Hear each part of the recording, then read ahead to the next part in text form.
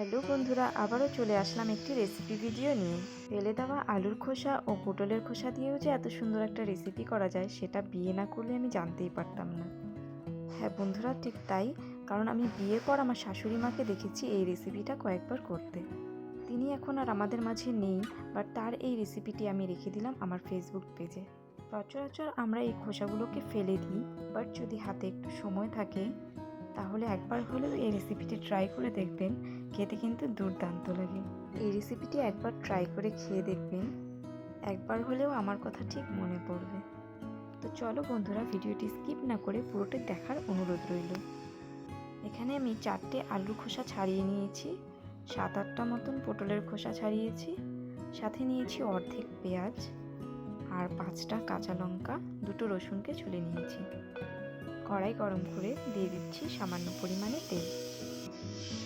এবারে পেঁয়াজ কুচিগুলো দিয়ে দিচ্ছি, সাথে রসুনটাও দিয়ে দেব।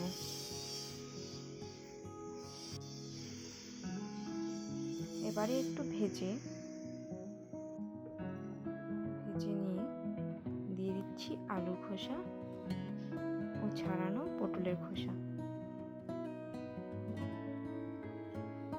এবারে কাঁচা লঙ্কাগুলোকেও দিয়ে দিলাম। দিয়ে দিচ্ছি 1 টিস্পুন লবণ আর হলুদ দিয়ে দিলাম। এবারে কালো জিরাটাও দিয়ে দিচ্ছি। এখানে আমি 1/2 টিস্পুন কালো জিরে দিয়েছি, দিয়ে সামান্য পরিমাণে জল দিয়ে আমি ঢাকা দিয়ে দিয়েছি 5 মিনিটের জন্য। 5 মিনিট পর আবারও ঢাকাটা খুলে একটু ভেজে নিলাম। তারপর দেখো, একটু শুকনো চিংড়ি মাছ গরম জলে ভালো করে ধুয়ে নিয়েছি। এটা অপশনাল, তোমরা চাইলে নাও দিতে পারো। দেখো, এবারে চিংড়ি মাছগুলো আমি দিয়ে দিলাম।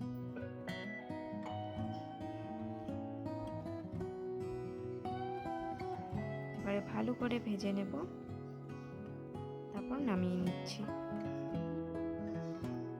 এবারে যাচ্ছি একটু আমাদের সুপারি বাগানে, সেখান থেকে কিছু বিলেতি ধনেপাতা তুলে আনব। তো দেখো, খুঁজে খুঁজে পাচ্ছি না, এই একটা পেলাম ছোট্ট। এরকমই ছোট ছোট অনেক হয়েছে, বাট একটু খুঁজতে হবে। অনেক খুঁজে খুঁজে পেলাম।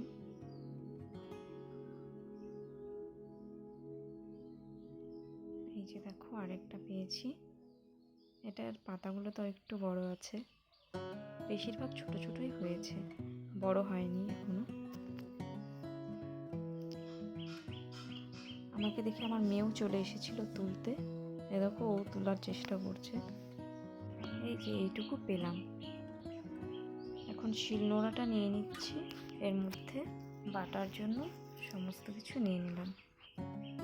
এবারে ভালো করে বেটে নেব।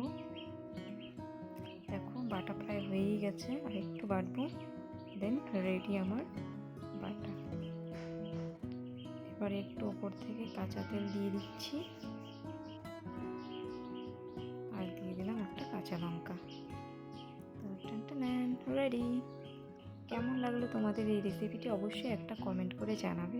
আর যদি ভালো লাগে তোমরাও ট্রাই করে দেখতে পারো। লাইক কমেন্ট করে আমার পাশে থেকো।